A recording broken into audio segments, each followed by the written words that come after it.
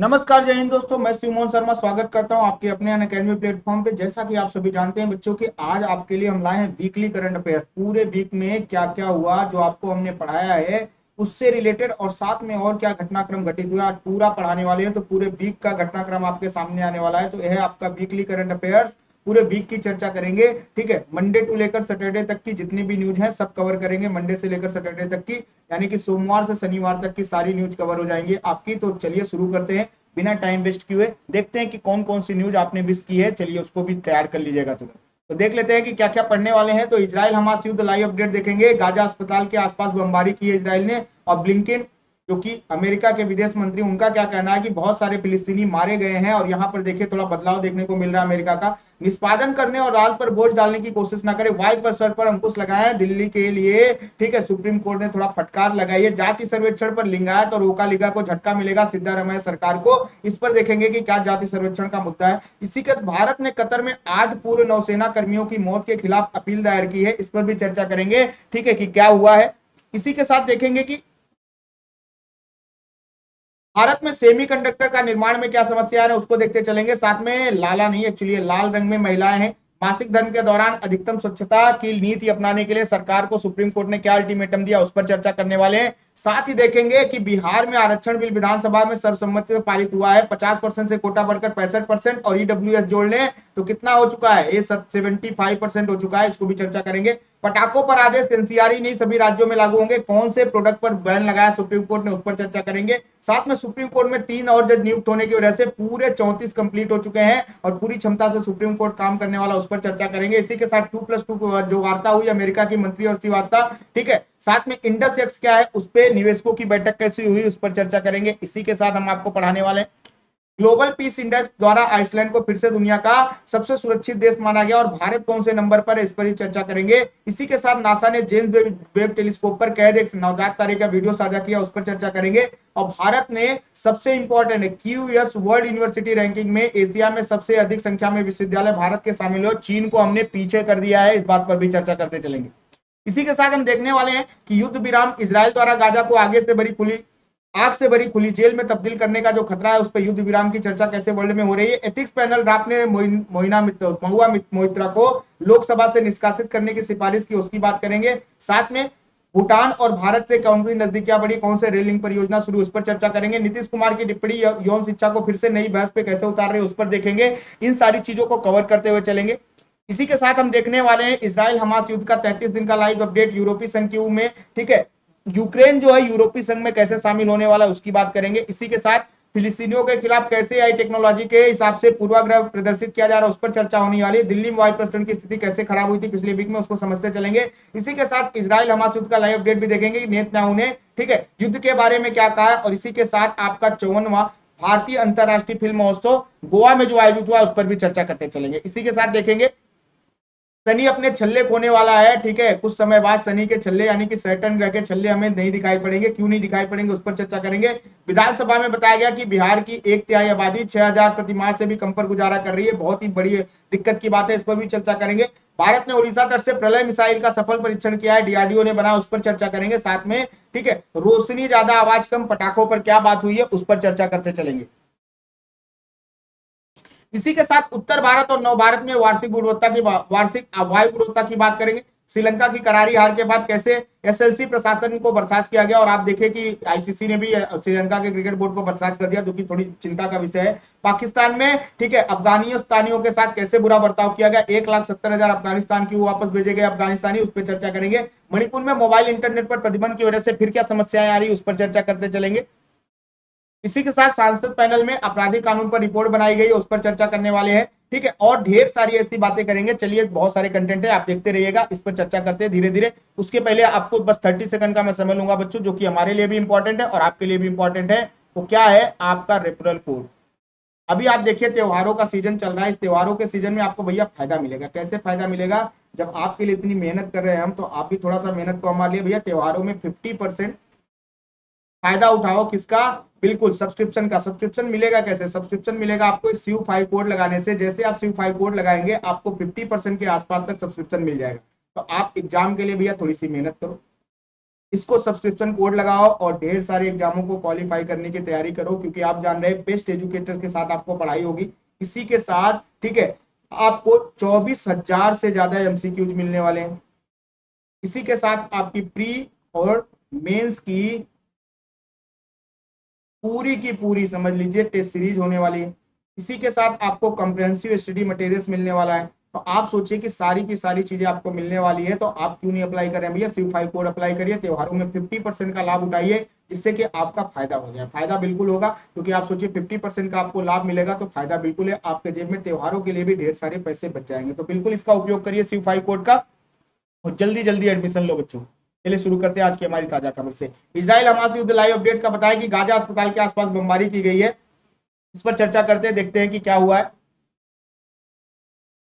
तो इजराइल ने क्या किया है? इजराइल ने अल शिफा अस्पताल के आसपास बमबारी की है, और इस बमबारी में अल शिफा अस्पताल भी कब्जा कहीं ना कहीं चपेट में आ गया, और कहा जा रहा है कि फिलिस्तीन में 20 से ज्यादा अस्पताल पूरी तरीके से बंद हो चुके हैं, और ये बहुत ही बड़ी समस्या का विषय है। इसी के साथ इजराइल में ठीक है अस्पतालों में कमांड पोस्ट और सुरंगों को छिपाने का आरोप लगाया गया, जिसकी वजह से इजराइल अस्पतालों पर भी हमला कर रहा है। और अमेरिका के विदेश मंत्री एंटनी ब्लिंकन ने इजराइल पर लगातार युद्ध छेड़ने के कारण बहुत सारे फिलिस्तीनी मारे गए हैं और पीड़ित हुए हैं। उन्होंने इजराइल से नागरिकों को नुकसान कम करने और उन तक पहुंचाने वाली मानवीय सहायता को अधिकतम करने का आग्रह किया। आप देखिए कहीं ना कहीं अमेरिका इस पर पलटी मारता हुआ दिख रहा है, आपको दिख रहा होगा ये बहुत अच्छे से, क्योंकि वर्ल्ड लेवल पर दबाव बढ़ता जा रहा है। इसी के साथ देखें जमीनी हकीकत क्या चल रही है।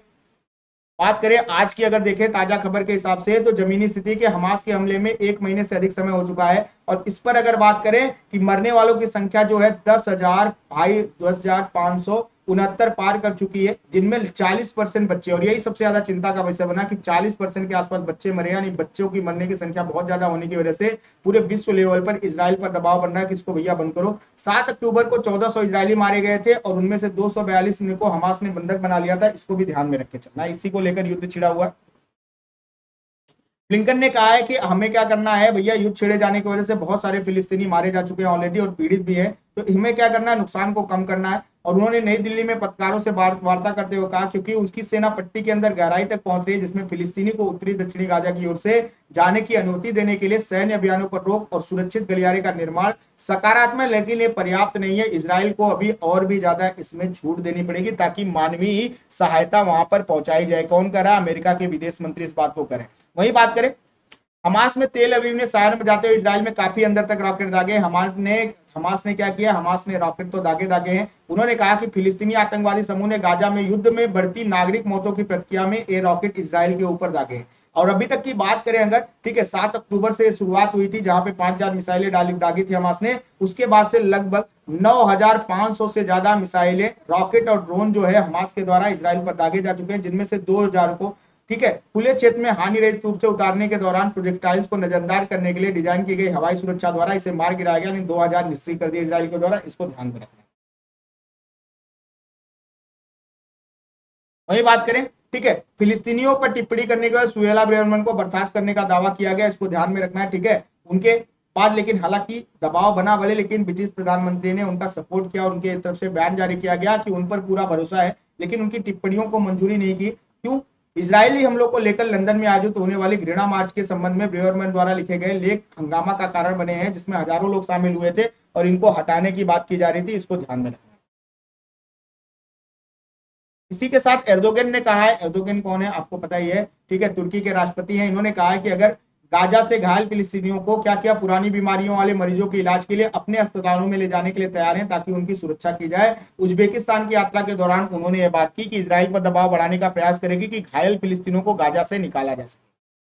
इसी के साथ संयुक्त राष्ट्र की रिपोर्ट बहुत चौंकाने वाली। उन्होंने कहा कि गाजा का आर्थिक पतन जो है विनाशकारी होगा, क्योंकि ऑलरेडी 1 महीने में 4% की गिरावट देखी गई है इसके जीडीपी में, और 4 लाख से ज्यादा लोग ऑलरेडी गरीब हो चुके हैं। ऐसे में ध्यान रखने वाली बात है कि यह प्रभाव बहुत ही ज्यादा और बढ़ने वाला है। हालांकि इतना ज्यादा प्रभाव सीरिया और यूक्रेन के संघर्ष या किसी भी उसमें नहीं देखने को मिला, लेकिन इजराइल हमास युद्ध में ये बड़ी संकट का विषय बना हुआ। वही बात करें क्या क्या हुआ है, इस पर चर्चा करते हैं। अगर जीडीपी की बात करें, कैसे जीडीपी गिर रही है, तो जीडीपी गिरने के लिए संयुक्त राष्ट्र की रिपोर्ट आई है कि अगर युद्ध ऐसे चलता रहा तो इसके सकल घरेलू उत्पाद में जो युद्ध से होने वाले $20.4 बिलियन का है, 8.4% की गिरावट देखी जाएगी। इसी के साथ 1.7 बिलियन का डॉलर का नुकसान होगा। और मान लीजिए तीसरे महीने में युद्ध चलता रहा है तो दूसरे महीने तक ही तो 12% की गिरावट होगी और 2.5 अरब डॉलर का फिलिस्तीन को नुकसान होगा और लगभग 6,60,000 लोग गरीबी रेखा के नीचे चले जाएंगे। ये बड़ी समस्या का विषय है, यानी फिलिस्तीनी के आर्थिक हालात भी खराब होंगे और यहाँ गरीबियों का संकट यानी कि बहुत ही बड़ा मानवीय संकट बढ़ने वाला है। इसी के साथ ठीक है, सुप्रीम कोर्ट ने दिल्ली सरकार से कहा है कि भैया आपको जो निर्णय लेना है, सम विषम कार चलानी है नहीं चलानी आपका निर्णय है, आप इस पर अदालत के ऊपर चीजें मत डालिए कि सुप्रीम कोर्ट ही हर चीज के लिए दिशा निर्देश जारी करे। क्योंकि अभी देखिए ऑड इवन को बंद करने का प्लान किया है। ठीक है, सुप्रीम कोर्ट ने दिल्ली के आसपास के इलाकों में गिरती वायु गुणवत्ता से संबंधित मामले की सुनवाई करते हुए राज्य सरकार से कहा कि अपने कर्तव्यों का पालन करिए, अदालत पर बोझ मत बढ़ाइए, आप इसको बैलेंस करने के लिए रिपोर्ट बनाइए और जो भी सही रिपोर्ट हो हमारे सामने पेश करिए। ठीक है, इसी के साथ उन्होंने कहा है कि सम विषम योजना से कोई लेना देना नहीं अदालत का। ठीक है, आप अपने हिसाब से उसको बैलेंस करिए, जैसे भी दिल्ली का वायु प्रदूषण कंट्रोल हो सके आप कंट्रोल करने की कोशिश करिए। वही बात करें जाति सर्वेक्षण पर, ठीक है, लिंगायत और ओकालिगा को झटका मिला है, सिद्धारमैया सरकार मुश्किल में दिख रही है। क्योंकि हुआ क्या है इसके बारे में बता दें, रिपोर्ट को खारिज करने की बात की गई थी लेकिन ये रिपोर्ट मानी जा रही। कर्नाटक के सिद्धारमैया नेतृत्व वाली सरकार ने लिंगायत और ओकालिगा समुदायों की सामाजिक, आर्थिक और शैक्षणिक सर्वेक्षण, जिसे जाति सर्वेक्षण भी कहा जाता है, जो स्वीकार नहीं करने की मांग का सामना कर रही है, जिसकी रिपोर्ट कर्नाटक राज्य पिछड़ा वर्ग आयोग द्वारा प्रस्तुत किए जाने की उम्मीद है। इस महीने के अंत तक ये रिपोर्ट आ जाएगी और इसको स्वीकार नहीं किए जाने का दबाव बन रहा है। ठीक है, सिद्धारमैया सरकार के ऊपर, इसको ध्यान में रख के चलना। बात करें 2015 में जब इनकी सरकार थी तो राज्यव्यापी सर्वेक्षण 2018 के विधानसभा चुनाव से पहले ठंडे बस्ते में डाल दिए गए थे। ठीक है, जो 2017 में पूरा कर दिया गया।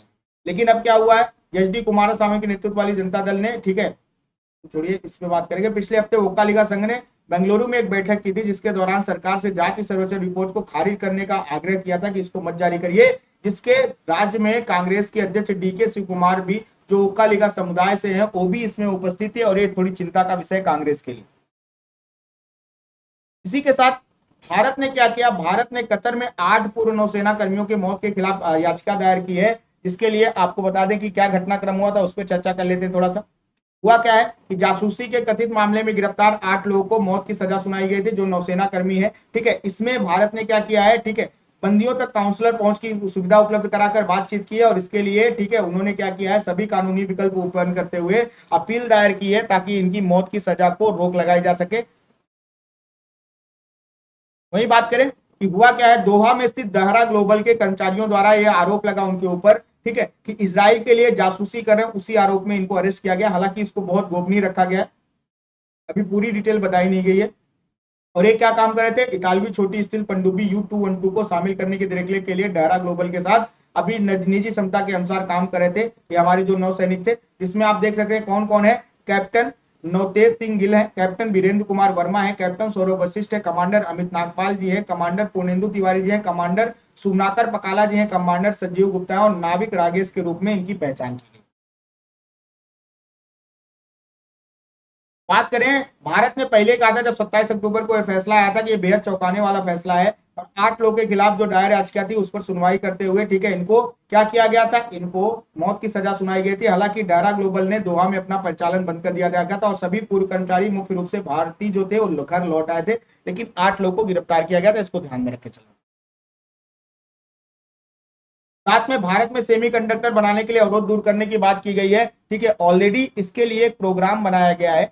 आप देखिए कि उसका 80% से ज्यादा फंड जो है, ठीक है, अभी भी इस्तेमाल के लिए यूं ही पड़ा हुआ है, उसको यूज नहीं किया गया है। और इसके लिए आप देखिए अलग अलग सेक्टर में चाहे 17,000 करोड़ के, ठीक है, रुपए खर्च होने हैं सेमीकंडक्टर डिस्प्ले के लिए, 38,601 करोड़ रुपए खर्च होने हैं। ठीक है, इसके लिए रोजगार और ठोस मूल संवर्धन के लिए देखिए अलग अलग वैल्यूज के लिए पैसे पड़े हुए हैं, लेकिन अभी तक इसका उपयोग नहीं किया जा चुका है। तो इसके लिए कहा गया है कि आपको, ठीक है, इसके संवर्धन के लिए यानी सेमीकंडक्टर बनाने के लिए, इसका विकास करने के लिए प्रयास करना चाहिए ताकि चिप के लिए सस्ती और आसान उपलब्ध अंतरराष्ट्रीय परिवहन सुविधाओं समेत वैश्विक स्तर पर फैली आपूर्ति श्रृंखला यानी सप्लाई चेन से जुड़कर लाभों के मद्देनजर यह दांव सेमीकंडक्टर के विनिर्माण क्षेत्र से जुड़ा जा सकता है। यानी कि इसको थोड़ा सा प्रयास की और ज्यादा जरूरत है ताकि सेमीकंडक्टर के क्षेत्र में जो जो परेशानियां, उन कठिनाइयों को अलग करके इसको आगे बढ़ाया जा सकता है। वही बात करें पीएलआई फंड से प्रोत्साहन प्रदान किए जाने के सीमित दायरे को देखते हुए बहुराष्ट्रीय चिप निर्माता प्रोत्साहनों के बावजूद ठोस वादा करने से परहेज कर रहे हैं, यानी कि इसमें थोड़ा सा इन्वॉल्वमेंट लोग कम कर रहे हैं। जिसमें हो रही उन्नति और कृत्रिम बुद्धिमत्ता जैसी उभरती तकनीकों में नीति निर्माताओं को इस बारे में अटकलें लगाने के लिए छोड़ दिया गया है कि आगामी दशक के लिए अपनी तकनीकी स्थिति मजबूत बनाने के वास्ते संसाधन का आवंटन सबसे बढ़िया ढंग से कैसे किया जाए, इसको भी ध्यान में रख के चलना है कि अभी और भी टेक्नोलॉजी चिप के संबंध में आती जा रही है, जिसकी वजह से इसको और ज्यादा अच्छे से उन टेक्नोलॉजियों को, उन प्रौद्योगिकों, नवाचारों को फॉलो करना पड़ेगा, तब जाके यहाँ पर उत्पादन थोड़ा और अच्छे से संभव हो पाएगा। तो यहाँ पर बहुत सारी चीजें हैं। इसके लिए आप डिटेल एनालिसिस अगर आपको देखना है इसकी, तो आप डेली न्यूज एनालिसिस देख सकते हैं, जिसमें मैंने इसको डिटेल एनालिसिस कराई है। वही बात करें लाल रंग में महिलाएं मासिक धर्म के दौरान अधिकतम स्वच्छता संबंधी नीति की बात हुई है, क्या कहा सुप्रीम कोर्ट ने, इस पर चर्चा कर लेते हैं।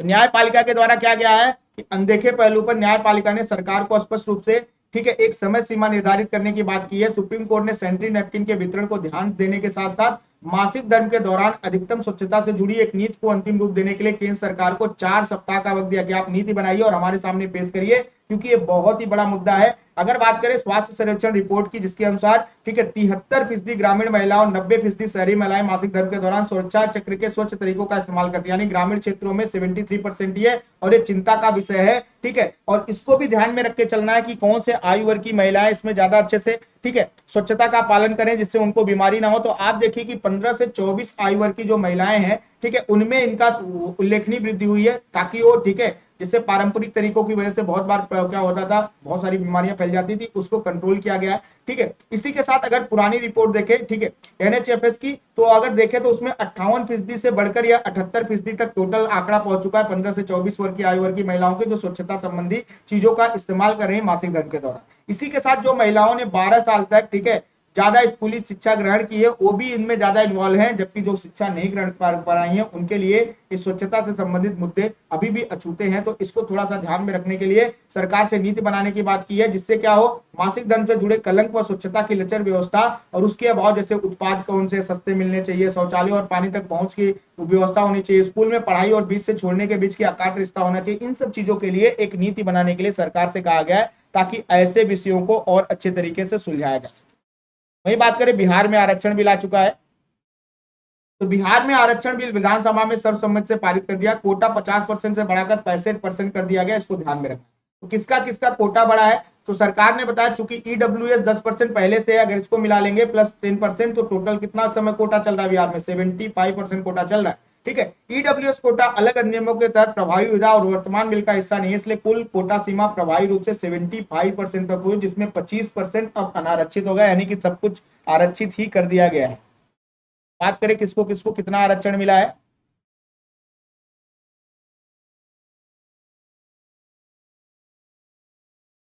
तो नए प्रस्ताव के मुताबिक देखने जाएंगे, तो नए प्रस्ताव के मुताबिक ओबीसी को 18% जो आरक्षण था, ईबीसी को 25%, अनुसूचित जात को 20% और अनुसूचित जनजात को 2% कोटा मिलेगा, इसको ध्यान में रखना है।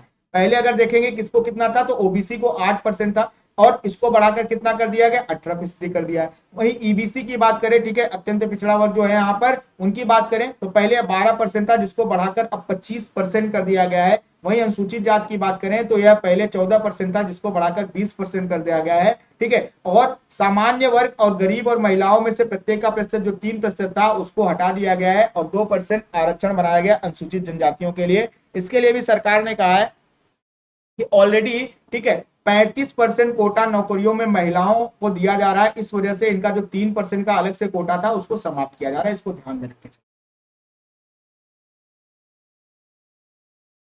पटाखों पर आदेश एनसीआर ही नहीं सभी राज्यों में लागू होंगे, सुप्रीम कोर्ट ने ऐसा क्यों कहा है, इसकी बात सुन कर लेते हैं।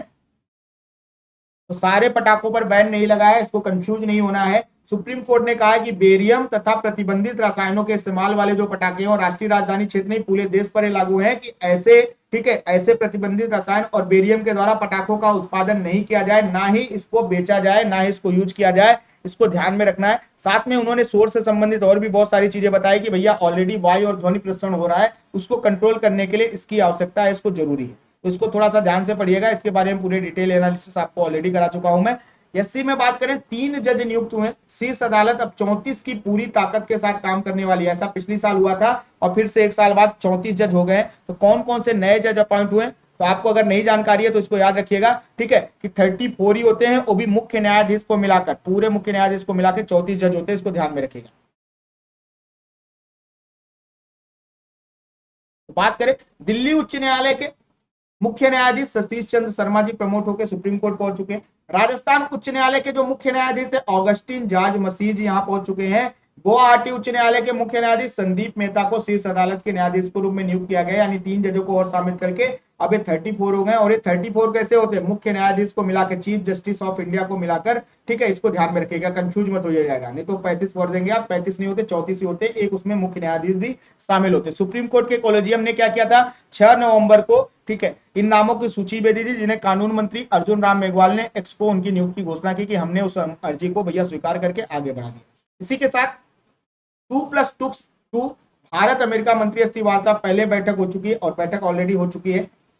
उसके पहले इन्होंने क्या किया, इंडस एक्स निवेशकों की बैठक को आयोजित किया है, ठीक है। अगर बात करें कौन से नंबर की, तो 5वें भारत अमेरिका 2+2 वार्ता है जो मंत्री स्तरीय वार्ता होती है, जिसमें रक्षा मंत्री और आपके विदेश मंत्री शामिल होंगे, ठीक है। यहाँ पर रक्षा मंत्री राजनाथ सिंह और विदेश मंत्री एस जयशंकर, ठीक है, यहाँ पे ब्लिंकन कौन है, ब्लिंकन जो है विदेश मंत्री, और साथ में लॉयड जे ऑस्टिन जो कि वहां के रक्षा मंत्री हैं, इनके साथ बात करेंगे 2+2 वार्ता। इससे पहले क्या किया गया, इसके लिए उत्कृष्टता और नवाचार इंडेक्स ने पहले से एक आगे कि अमेरिकी रक्षा विभाग के तहत उत्कृष्टता और नवाचार इंडेक्स ने बुधवार को पहली बार इंडस एक्स निवेशकों की बैठक आयोजित की, जहां पे इंडस एक्स शैक्षिक श्रृंखला गुरुकुल का भी शुभारंभ किया गया है, इसको ध्यान में रखें। हालांकि इंडस एक्स की शुरुआत कब हुई थी इसके बारे में थोड़ा सा मैं आपको बता देता हूं। भारत और अमेरिका सरकारों, व्यवसायों और शैक्षणिक संस्थानों के बीच रणनीतिक प्रौद्योगिकी और साझेदारी और रक्षा औद्योगिक सहयोग को विस्तार करने के लिए प्रधानमंत्री नरेंद्र मोदी की अमेरिका की राजकीय यात्रा के दौरान जून 2023 में इंडस एक्सपो लॉन्च किया गया था, ठीक है, इसको ध्यान में रखना।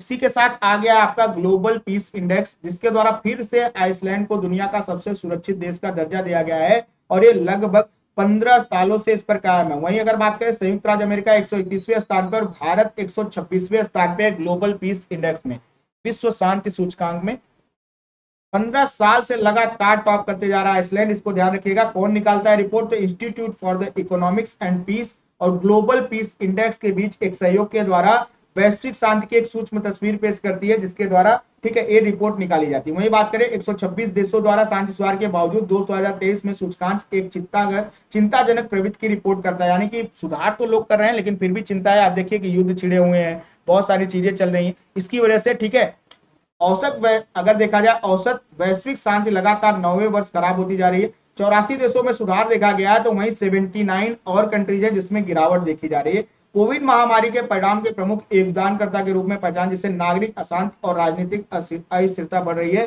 यानी कोविड-19 महामारी के बाद और भी परेशानियां बढ़ती जा रही है, वैश्विक शांति को खतरा होते जा रहा है, इसको ध्यान में रख के चलना है। अच्छा, संयुक्त राज्य अमेरिका इतने निचले स्थान पर क्यों है, उसका रीजन ये है कि संयुक्त राज्य अमेरिका में उच्च जेल जनसंख्या दर, यानी जेलों में जाने वालों की संख्या ज्यादा, साथ में व्यापक हथियार निर्यातक है, सैन्यीकरण कर रहा है अलग अलग कंट्रीज में, जिसके कारण इसकी रैंक काफी कम की गई। वहीं सूची में भारत 126वें स्थान पर बना हुआ है, इसको याद रखिए। अगर बात करें और कौन कौन सी कंट्रियां हैं जो टॉप पे है और कौन सी कंट्रियां नीचे हैं, अक्सर पूछा जाता है, तो सूची में आइसलैंड के बाद डेनमार्क है, डेनमार्क के बाद आयरलैंड है, आयरलैंड के बाद न्यूजीलैंड का स्थान है। वहीं बात करें कांगो लोकतांत्रिक गणराज्य, दक्षिणी सूडान, सीरिया, यमन और अफगानिस्तान विभिन्न स्तरों के स्थान से चिन्हित है, निचले 5 के स्तर पर हैं, इनको भी ध्यान में रखे चलिए। नासा ने एक बेबी स्टार देखा है, जिसके ब्रह्मांडीय नखरे ने नासा के गैलेक्टिक लाइन में नवीनतम सनसनी फैलाई है। तो किसके द्वारा देखा गया, इसको याद रखिएगा क्योंकि उस टेलीस्कोप का नाम पूछा जाएगा। तो नासा ने बेबी स्टार देखा है जो एक प्रोटो स्टार का टाइप है और कहां से सामग्री इकट्ठा कर रहा है, L152 नेबुला के भीतर अपने मूल बादल को छोड़ रहा है, इसको याद रखेगा। किसके द्वारा तस्वीर कैद की गई, तो जेम्स वेब टेलीस्कोप के द्वारा इसकी तस्वीर कैद की गई, इसको ध्यान रखिएगा। इसकी डिटेल एनालिसिस आपको मैंने बताई है, आप जाके देख सकते हैं डेली बेसिस पर।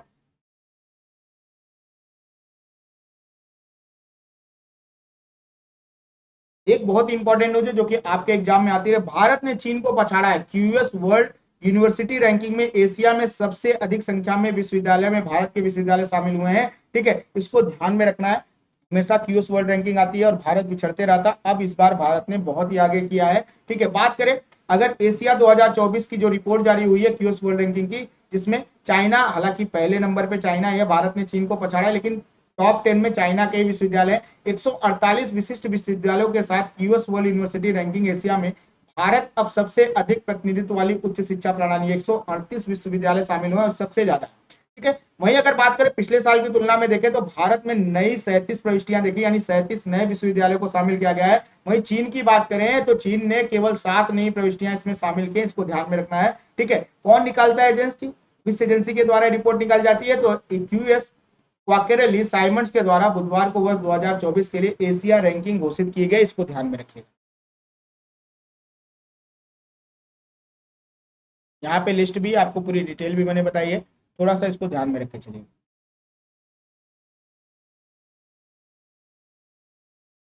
कौन जारी करता है, तो क्यूएस के पेपर पर संकाय संकेतों को मौजूदा वर्ष के 5 साल की अवधि में पेपर की संख्या के आधार पर मापा जाता है। ठीक है, और यह कहते हुए कि भारत का अनुसंधान उत्पादन 2018 से 2022 तक तेजी से बढ़ा है। यूके स्थित रैंकिंग एजेंसी ने साझा किया कि इस अवधि में लगभग 60% की वृद्धि दर्ज हुई भारत में, वैश्विक औसत से दोगुने में इसकी यह वृद्धि है। एजेंसी ने इस बात को साझा किया, इसको ध्यान में रखे चलिए। भारत में अगर बात करें, भारत में शीर्ष 3 स्थान पाने वाले संस्थान आईआईटी बॉम्बे जो कि 40वें स्थान पर है, आईआईटी दिल्ली जो कि 46वें स्थान पे, आईआईटी मद्रास जो कि 53वें स्थान पे, जिन्होंने पिछले साल लगातार अपनी एशिया रैंक बरकरार रखी है। जबकि राष्ट्रीय स्तर पर 5वें और 6वें स्थान पर कौन कौन से हैं, आपके खड़गपुर है और कानपुर है, आईआईटी खड़गपुर, आईआईटी कानपुर। इनकी गिरावट देखी गई, आईआईटी खड़गपुर जो कि 2023 में 61वें स्थान पर था, इस बार ठीक है वह बढ़कर 59वें स्थान पर पहुंच गया। आईटी कानपुर पिछले स्थान पे, ठीक है 66वें स्थान से 63वें स्थान पे पहुंच गया, यानी कि बढ़त के साथ ये आगे बढ़ रहे हैं, ये अच्छी बात है, रैंकिंग में सुधार हो रहा है।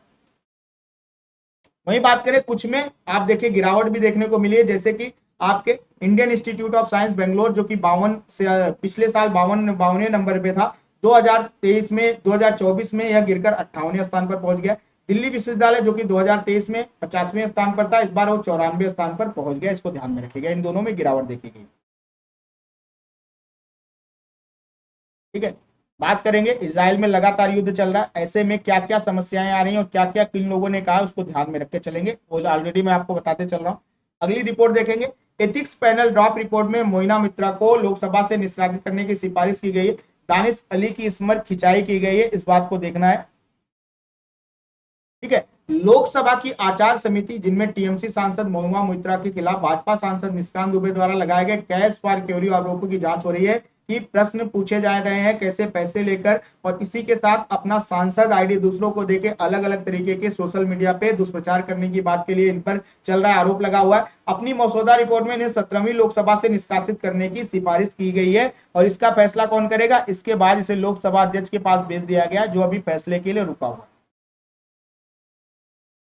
इसी के साथ कौन से नियम के तहत इसका उल्लंघन माना जाता है वो भी आपको बता देता हूं कि मसौदा रिपोर्ट लोकसभा की प्रक्रिया और कामकाज के संचालन के नियमों के नियम 275 का उल्लंघन करने के लिए बसपा सांसद दानिश अली को भी चेतावनी दी गई है जो संसदीय समितियों की कार्यवाही की गोपनीयता से संबंधित था, इसको भी ध्यान में रखिएगा, इनको भी डांट फटकार पड़ी है, इसको ध्यान में रखिएगा।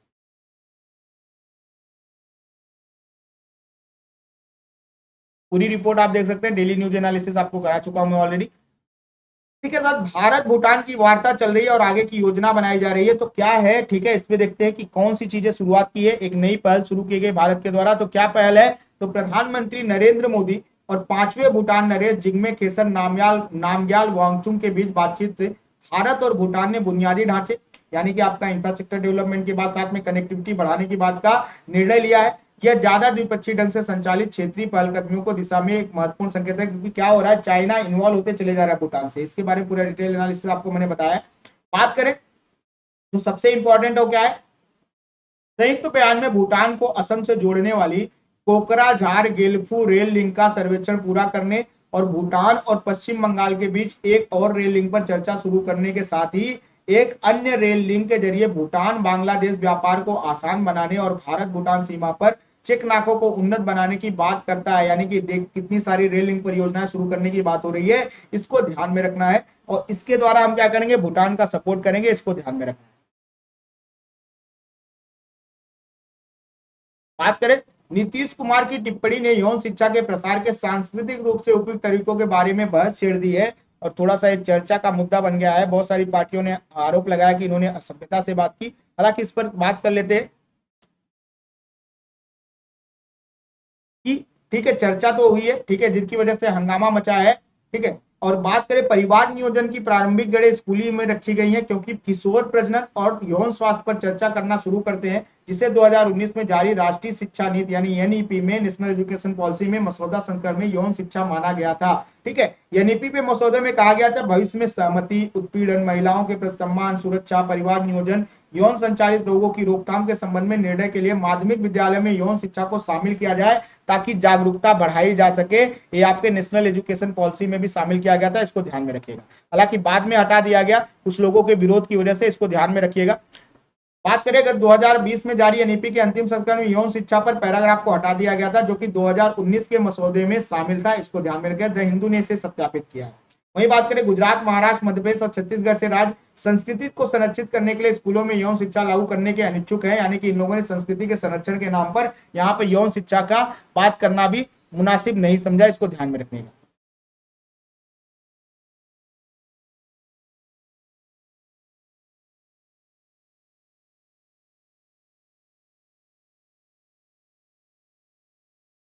फिलिस्तीनियों के हालात खराब होते जा रहे हैं, ठीक है। गाजा की 2.3 मिलियन की आबादी में 70% से अधिक लोग जो है अपना घर छोड़ चुके हैं, लेकिन बढ़ती संख्या में लोग गाजा के सबसे बड़े शहर और उसके आसपास के दक्षिण की ओर बढ़ रहे हैं, जो भारी इजरायली बमबारी के तहत आ गया है। और यहाँ पर देखिए अलग अलग देशों की जो बैठकें चल रही, जिसमें सबसे इंपॉर्टेंट है G7 के विदेश मंत्रियों की बैठक जो चल रही थी, जिसमें इजराइल हमास युद्ध में मानवीय विराम और गलियारों के समर्थन करते हुए युद्ध विराम का आह्वान करने से बचते रहे। हालांकि फिर भी इसकी बात की गई कि भाई मानवीय विराम के लिए गलियारे बनाने चाहिए, ताकि वहां से लोग आसानी से बाहर आ सके। मंत्रियों के वार्ता के बाद एक संयुक्त बयान में कहा कि हम गाजा में बिगड़ते मानवीय संकट को दूर करने के लिए तत्काल कार्रवाई की आवश्यकता पर बल देते हैं, और हम तत्काल आवश्यक सहायता, नागरिक आंदोलन और बंधुओं की रिहाई की सुविधा के लिए मानवीय विराम और गलियारों का समर्थन करते हैं। और जापान में बैठक चली G7 के विदेश मंत्रियों की, जिसमें यह कहा गया, तो इसको ध्यान में रखे चलेगा। इसी के साथ इन्होंने इजराइल की कार्रवाई का भी समर्थन किया। वहीं बात करें कि यूरोपीय संघ में कीव के साथ विलय वार्ता शुरू करने के करीब पहुंच चुका है। हालांकि जेलेंस्की ने इसका बड़ी खुशी से स्वागत किया है, लेकिन अभी इसमें टाइम लगेगा, ठीक है। यूक्रेन को यूरोपीय संघ में शामिल करने की बात चल रही है। इसी के साथ सुसी वॉन डेर लेयन, जो कि यूरोपीय संघ के अध्यक्ष है, खुद को समझाने में सक्षम थी कि क्यों के लिए यूरोपीय संघ द्वारा अपेक्षित 90% सुधार किए जा चुके हैं और आगे भी सुधार जारी रहेंगे, ठीक है। यूरोपीय आयोग ने भी बुधवार को जॉर्जिया को उम्मीदवार का दर्जा दिया, इस समझ के साथ कुछ सुधार किए गए हैं, ठीक है। और भी कंट्रियां शामिल कर रहे हैं, जैसे इन्होंने कहा कि बोस्निया हर्जेगोविना के संबंध में आयोग ने माना कि देश ने संगठित अपराध, मनी लॉन्ड्रिंग और आतंकवाद से लड़ने सहित सुधारों पर प्रगति की है। तो यू के भीतर सुधार की तलाश देखी जा रही है, और यहाँ पर देखिए कि अलग अलग तरीके से इसमें लोग को शामिल करने की बात हो रही है। बोस्निया सर्ब नेता मिलारोड डोइक ने अगस्त में कहा था कि यूरोपीय संघ में अपनी शर्तों के साथ शामिल होने के बजाय बोस्निया और हर्जेगोविना को ब्रिक्स में शामिल होना चाहिए। देखिए यहाँ पर भी इस बात की बात हो रही है, ठीक है, कि कहां पर आपको ब्रिक्स में शामिल होना चाहिए, यूरोपीय संघ के शर्तों को मानने के बजाय ब्रिक्स में शामिल हो चाहिए, जो देखिए ज्यादा बेहतर ऑप्शन होगा। और ब्रिक्स के बारे में आप जान ही रहे हैं, इस समय विदेशी यानी पश्चिमी देश जो है उससे थोड़ा सा परेशानी चल रहे हैं, क्योंकि ब्रिक्स ज्यादा ही तरक्की पे, ठीक है। इसी के साथ आगे बढ़ते, ये बहुत ही, ठीक है, नई न्यूज आई है। व्हाट्सएप के द्वारा क्या क्या पूर्वाग्रह स्टिकर बनाए जा रहे हैं, मशीन में पूर्वाग्रह यानी कि एआई टेक्नोलॉजी का गलत उपयोग किया जा रहा है, आर्टिफिशियल इंटेलिजेंस का, ठीक है, जिसमें कहा गया कि किसी भी खोज से पूरे समुदाय के लोगों, विशेषकर बच्चों को स्वाभाविक रूप से हिंसक रूप में चित्रित किया जाना। हालांकि एआई का उपयोग मनुष्यों के लिए किया जाता है, लेकिन उनमें से कई को अमानवीय बनाने के लिए एआई का उपयोग नहीं किया जाना चाहिए। इस बारे में चिंता जाहिर की गई है, और ऐसा क्यों कहा गया उसके बारे में आपको बता देता हूं थोड़ा सा।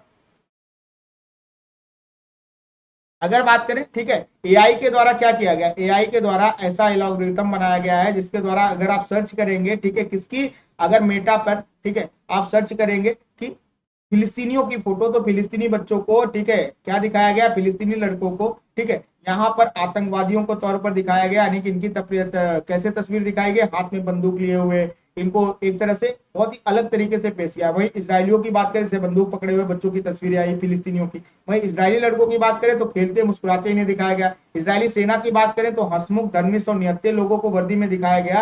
तो आप देख रहे हैं कहीं ने एआई के माध्यम से फिलिस्तीनियों के लिए कहीं ना कहीं पूर्वाग्रह बनाने की कोशिश की जाती है कि गलत ही काम कर रहे हैं, इस बात पर चर्चा हो रही है।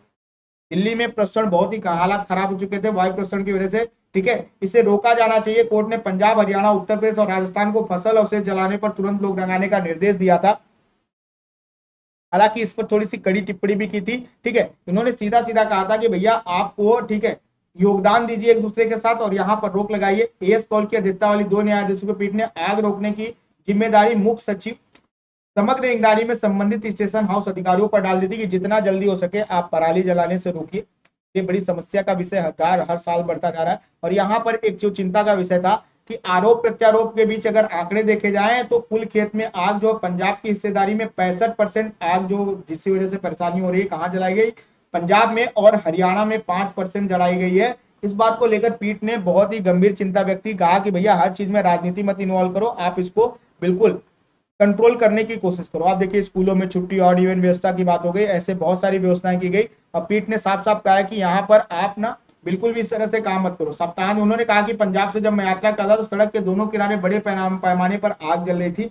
पंजाब के अस्थायी वकील ने कहा कि पिछले वर्ष की तुलना में राज्य में खेत की आग में 40% की कमी आई। लेकिन जस्टिस कौल ने संदेह जताया और वकील से कहा कि हमेशा राजनीतिक संघर्ष या राजनीतिक लड़ाई ही नहीं काम करेगी, आपको इस पर एक्शन लेना पड़ेगा। आप ये मत कहिए कि वो राज्य कर रहा है, ये राज्य कर रहा है, आपके यहाँ पर ये ज्यादा है, तो इसलिए आप ध्यान से इस पर काम करिए। इसी के साथ जो स्मॉग टावर काम नहीं कर रहा है दिल्ली में, उस पर भी सुप्रीम कोर्ट ने पूछताछ की, जिसपे कहा गया कि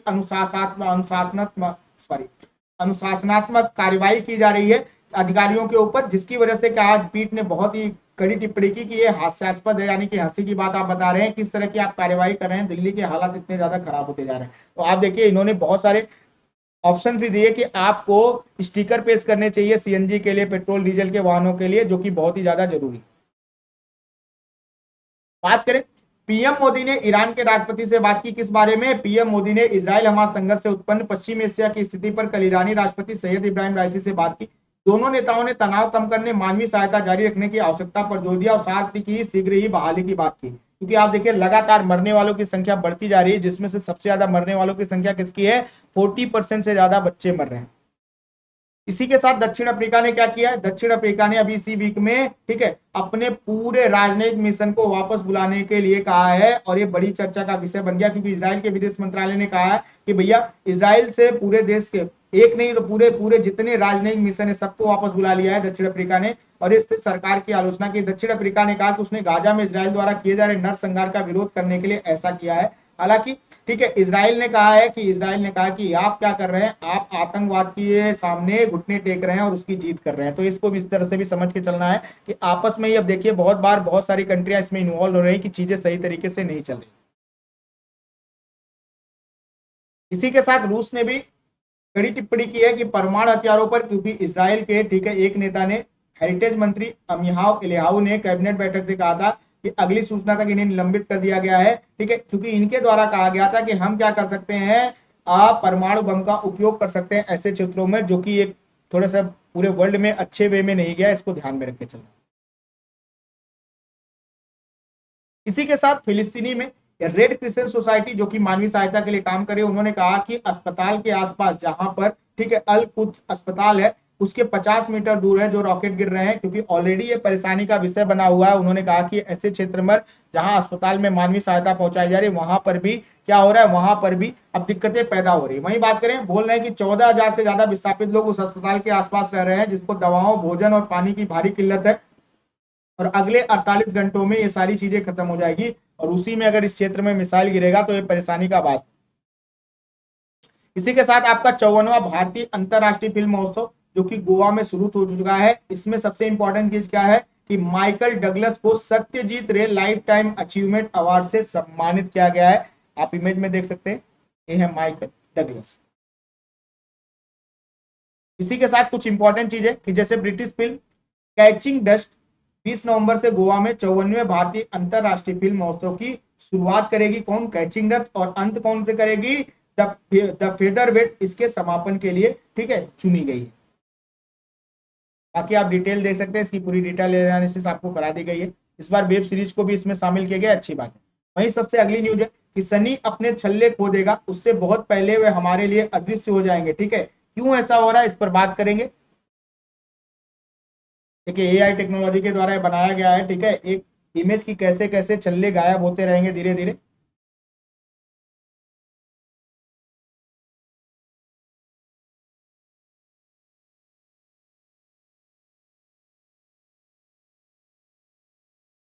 बात करें अगर अर्थ.com के अनुसार 2025 की शुरुआत में शनि हमारे ग्रह के साथ एक सीध में आ जाएगा, यानी अर्थ के साथ एक सीध में आ जाएगा। इसका मतलब यह होगा कि जहां तक पृथ्वी के दर्शकों का सवाल है, छल्ले अदृश्य रहेंगे।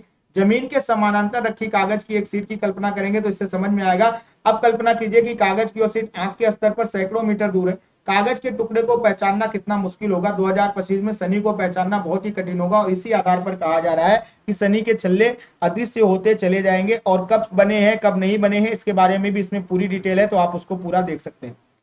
बात करें विधानसभा में बताया गया कि भैया 1/3 जो परिवार हैं पूरे के पूरे बिहार के और 6,000 रुपए यानी कि गरीबी रेखा से नीचे गुजारा कर रहे हैं और ये बहुत ही बड़ी बात है। संसदीय कार्य मंत्री विजय कुमार चौधरी द्वारा पेश की रिपोर्ट के अनुसार राज्य में लगभग 2.97 करोड़ परिवार है, जिनमें से 94 लाख से अधिक 34.13% लोग जो है गरीब हैं, यानी बिहार के हालात नासाज होते जा रहे हैं। इसको भी ध्यान में रख के चलना। इससे रिलेटेड पूरी की पूरी चीजें बताई कि रिपोर्ट में यह भी स्वीकार किया गया कि ऊंची जातियों में भी काफी गरीबी है। हालांकि अनुमानतः पिछड़े वर्गों, दलितों और आदिवासियों में यह प्रतिशत काफी ऊंचा है, लेकिन हर तरह के गरीब है, इसको ये नहीं कह सकते कि अगड़ी जातियों में गरीब नहीं। ये भारत के लिए थोड़ा सा प्राउड मूवमेंट है कि भारत ने क्या किया है, भारत ने ओडिशा तट से प्रलय मिसाइल का सफल परीक्षण किया है। ठीक है, और ये बहुत ही बड़ी बात है। आइए बात कर ले इसके बारे में, इसकी डिटेल थोड़ी सी बता देते हैं आपको।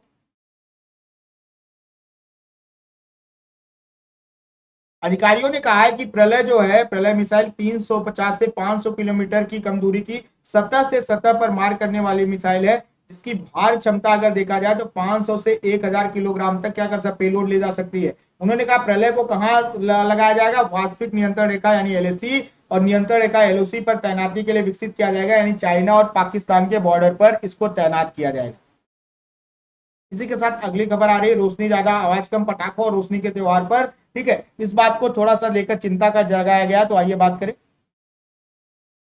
रोशनी के त्योहार शोर के त्योहार में बदलने की अनुमति नहीं दी जानी चाहिए। पटाखे दुनिया भर में खुशी के उत्सव से जुड़े हैं, लेकिन कई जहरीले होते हैं, अक्सर बहुत तेज होते हैं और जलने पर हानिकारक धुआं छोड़ते हैं। तो 2018 में वैज्ञानिक और औद्योगिक अनुसंधान परिषद ने क्या किया था, हरित पटाखे लॉन्च किए थे, यानी कि ग्रीन पटाखे लॉन्च किए थे, जिनका विभिन्न वैधानिक निकायों ने अनिवार्य कर दिया है कि अब आपको हरित पटाखे जला सकते, इसके अलावा नहीं जला सकते। इसी के साथ ठीक है, ध्वनि प्रदूषण विनियमन और नियंत्रण नियम 2000 में कहा गया है कि 10 बजे के बाद से लेकर सुबह 6 बजे तक, यानी रात 10 बजे बाद से सुबह तक आप पटाखे या कुछ भी ऐसे शोर करने वाली चीजें नहीं करा सकते। जैसे पटाखों का शोर 75 dB होता है, ठीक है, तो ये नहीं हो सकता। वाणिज्यिक आवासीय क्षेत्रों में इसकी सीमाएं 65 MB है। वही बात करें नॉर्मल क्षेत्र में 55 MB तक काम करता है। तो ये तीव्रता मानवीय धारणा के लिए एक वजन पैमाना है, जो लेख का अर्थ है कि आंकड़ा का एक समय तक औसत है। नियम लोगों के दिन समय शोर 10 dB लेख से अधिक होने पर शिकायत दर्ज कराने की अनुमति देना है कि ना, अगर आपके आसपास बहुत ज्यादा शोर हो रहा है, नियम के अनुसार आप इसके लिए क्या कर सकते हैं, इसके लिए कंप्लेन भी दर्ज कर। इसी के साथ कौन कौन सी बीमारियां होती है वो भी यहाँ पर दी हुई, आपको पूरी डिटेल एनालिसिस कराई गई, आप चेक कर सकते हैं उसको आराम से। उत्तर भारत में अगर बात करें तो नौ भारत में वार्षिक वायु गुणवत्ता में सहयोग की आवश्यकता है। उत्तर भारत में थोड़ी सी परेशानी बढ़ते जा रही है। आप देखिए कि अलग अलग जगह पर ठीक है बहुत ही प्रदूषण देखा गया है, और सिर्फ दिल्ली के हालात नहीं है, दिल्ली के अगल बगल के राज्यों में भी ये परेशानी बढ़ती चली जा रही है। ठीक है, नवंबर के महीने में अगर देखा जाए तो इस क्षेत्र में 450 AQ तक गुणवत्ता हो चुकी है वायु की, जो कि बहुत ही परेशानी का। वर्ष 2022 के नवंबर के पखवाड़े में AQ 3 गंभीर श्रेणियों में था। वही संख्या 2021, 2020, 2019 में भी थी, यानी कि लगातार प्रदूषण बढ़ते ही जा रहा है और इस पर कंट्रोल करने की बात हो रही है, और इस पर कंट्रोल नहीं किया गया तो वायु प्रदूषण से बहुत ही सारी परेशानियां हो सकती है। बात करें श्रीलंका की भारत से हार की वजह से क्या हुआ है, श्रीलंका की भारत की हार की वजह से एसएलसी प्रशासन को बर्खास्त कर दिया गया, और इसकी वजह से आईसीसी ने क्या किया, आईसीसी ने सरकार के हस्तक्षेप की वजह से श्रीलंका क्रिकेट बोर्ड को भी बर्खास्त करने की बात की है, और ये बहुत ही बड़ा चर्चा का विषय है। आप देख सकते हैं कि क्या हुआ था, 2 नवंबर को मुंबई में श्रीलंका की भारत से 302 रनों की बड़ी हार हुई थी, और इसकी वजह से सार्वजनिक आक्रोश और रणसिंघे द्वारा समीर सिल्वा नेतृत्व वाली एसएलसी इस्तीफा देने के लिए आह्वान किया था, और इसकी वजह से इनको ठीक है सस्पेंड कर दिया गया, और इस बात को लेकर थोड़ी सी चिंता बनी हुई। अब आते हैं बहुत इंपॉर्टेंट न्यूज, पाकिस्तान ने 6500 से अधिक अफगानों को निर्वासित किया।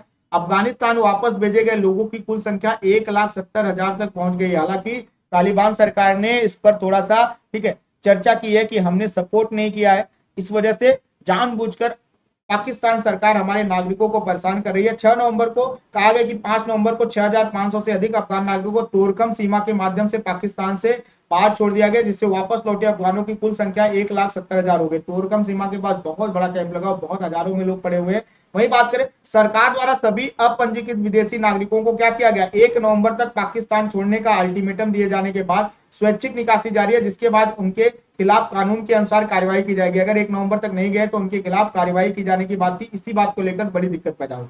वही बात करें, डॉन अखबार ने अधिकारियों के हवाले से कहा कि 17 सितंबर से कुल 1,74,358 अफगान नागरिक अफगानिस्तान के लिए रवाना हो चुके हैं। स्वैच्छिक वापसी भी चल रही है, लेकिन हर गुजरते दिन के साथ संख्या कम हो रही है और ये बड़ी परेशानी का विषय बढ़ते जाएगा।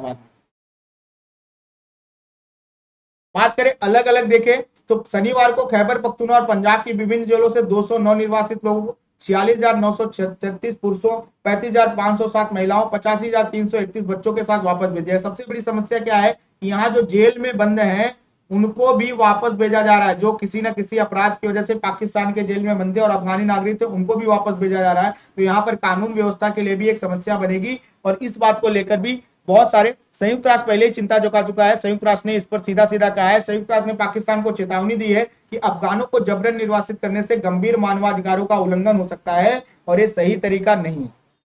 कैदियों तक को वापस भेजा रहा है पाकिस्तान से, थोड़ी सी चिंता का विषय। इसी के साथ आ गए अगली खबर पर कि मणिपुर में मोबाइल इंटरनेट प्रतिबंध 8 नवंबर तक बढ़ा दिया गया था। क्या हुआ उस पर देख लेते। जातीय संघर्ष की वजह से यहां पर परेशानी छिड़ी हुई है, ऑलरेडी परेशानी चल रही है। बात करें अगर सितंबर के कुछ दिनों को छोड़कर मणिपुर में 3 मई से जाति झड़पें होने के बाद से इंटरनेट पर प्रतिबंध लगा हुआ है। इसके ऊपर पूरा वीडियो मैंने बना के दिया, आपको देख सकते हैं कि इससे क्या क्या नुकसान हो रहा है। ताजा कदम क्यों उठाया गया कि भीड़ ने बुधवार को मणिपुर राइफल्स के शिविर पर उसके शस्त्रागार को लूटने के लिए हमला कर दिया, जिसके बाद सुरक्षा कर्मियों में हवा में कई राउंड गोलियां चलानी पड़ी और इसके बाद इंटरनेट पर प्रतिबंध लगा दिया गया ताकि और भी परेशानियां ना बढ़े। इसी के साथ अगली खबर पर चलते हैं कि संसद पैनल ने आपराधिक कानूनों पर रिपोर्ट अपनाई है। भाजपा सांसद बृजलाल की अध्यक्षता में गृह मामलों की संसदीय समिति की सोमवार को बैठक हुई। इसके लगभग 10 दिन बाद सदस्यों ने पिछले महीने के अंत में प्रसारित मसौदा रिपोर्टों का अध्ययन करने के लिए अतिरिक्त समय मांगा है। ठीक है, और ये बहुत ही जरूरी है। मिनिस्ट्री ऑफ होम अफेयर्स के द्वारा ये तैयार किया जाता है। सूत्रों ने कहा कि गृह मामलों की एक संसदीय समिति ने सोमवार को मौजूदा आपराधिक कानूनों को बदलने के विधेयकों पर 3 रिपोर्टें बनाई है, जिसमें कुछ विपक्षी सदस्यों ने असहमति नोट प्रस्तुत किए हैं।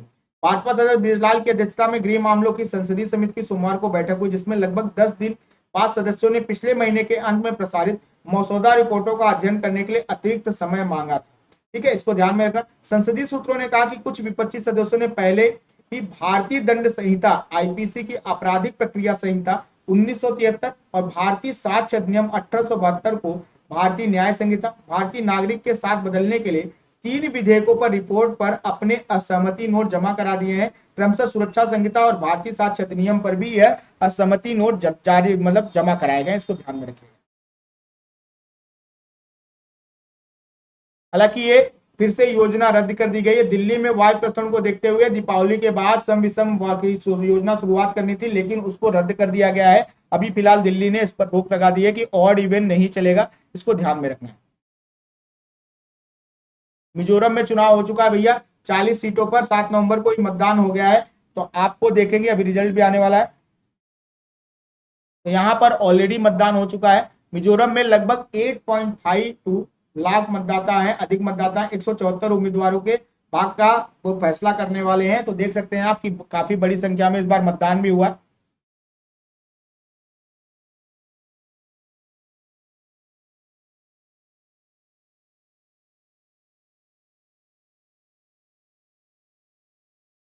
इसराइल में लगातार युद्ध चल रहा है, उससे रिलेटेड आपको डेली बेसिस पर न्यूज बताते चल रहे हैं कि क्या क्या हुआ है।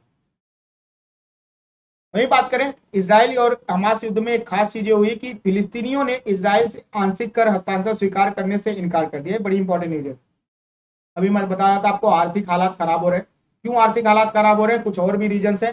फिलिस्तीनी प्रधानमंत्री मोहम्मद सताए ने सोमवार को कहा कि फिलिस्तीनी प्राधिकरण इसराइल से कर निधि के आंशिक हस्तांतरण को स्वीकार नहीं करेगा, गाजा में प्रशासन के खर्चों के लिए निर्धारित राशि को रोकता है। उन्होंने कहा कि हमें उम्मीद है कि अंतरराष्ट्रीय दबाव से धन का त्वरित हस्तांतरण होगा, जो इसराइल द्वारा कब्जे वाले वेस्ट बैंक के क्षेत्रों में एकत्र किया जाता है, और दोनों पक्षों के बीच एक दीर्घकालिक व्यवस्था के तहत फिलिस्तीनी प्राधिकरण भुगतान करता है। और यह कहीं ना कहीं परेशानी का विषय है और यह स्वीकार करने के लिए फिलिस्तीन की सरकार तैयार नहीं। इसी के साथ छोटी कंपनियों के लिए ऋण प्रवाह बनाए रखने के लिए इजराइल के बैंक ऑफ इजराइल ने बैंकों को धन देगा, जिसकी वजह से क्या होगा, इजराइल के युद्ध से बचने में मदद करने के लिए कार्यक्रम में बैंकिंग प्रणाली को 10 बिलियन शेकेल यानी 2.6 बिलियन डॉलर तक प्रदान करेगा, जिसकी वजह से क्या होगा, केंद्रीय बैंक बैंकों को बैंक ऑफ इजराइल की बेंचमार्क दर की परिवर्तनीय ब्याज दर पर 2 साल की अवधि के ऋण प्रदान करेगा। वर्तमान में 4.7% की जो ब्याज दर है उसमें 0 से 1.5% तक या ब्याज कम करके यानी 0 से 1.5% तक ब्याज देकर यह उपलब्ध कराएगा, ताकि आप क्या कर सको, कंपनियां बना सको और चीजों को और अच्छे से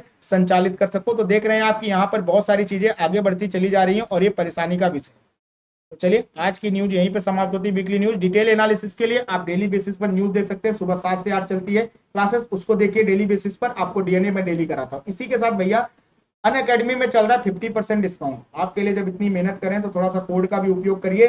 इस कोड का उपयोग आपको कैसे करना है कि 50% डिस्काउंट आप जैसे SU5 कोड को लगाएंगे किसी भी एग्जाम के लिए तो लगभग आपको 50% तक डिस्काउंट मिलेगा और इससे आपका हो जाएगा फायदा। तो बिल्कुल आप इसका उपयोग करिए और ढेर सारे डिस्काउंट का फायदा उठाइए और आपके त्योहारों में जेब में ढेर सारे पैसे बचाए। तो जल्दी से जल्दी सब्सक्रिप्शन लीजिए, चाहे आप लीजिए, अपने दोस्त यारों को कराइए, अपने रिश्तेदारों को कराइए, लेकिन जैसे आप SU5 कोड का उपयोग करेंगे आपको ढेर सारा डिस्काउंट मिलने वाला है। इसी के साथ ढेर सारी टेस्ट सीरीज मिलेगी आपको। टेस्ट सीरीज के साथ साथ आपको 24,000 से ज्यादा आपको एमसीक्यूज मिलेंगे।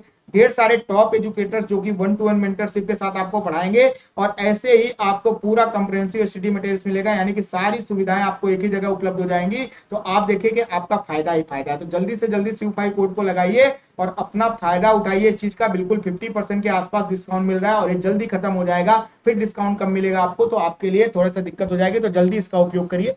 चलिए आज की वीडियो यहीं समाप्त करेंगे। आज हमसे जुड़ने के लिए आप सभी का बहुत बहुत धन्यवाद। कल फिर से मुलाकात होगी। तब तक के लिए अपना ख्याल रखिए, स्वस्थ रहिए, मस्त रहिए, पढ़ाई करते रहिए। नमस्कार, जय हिंद दोस्तों।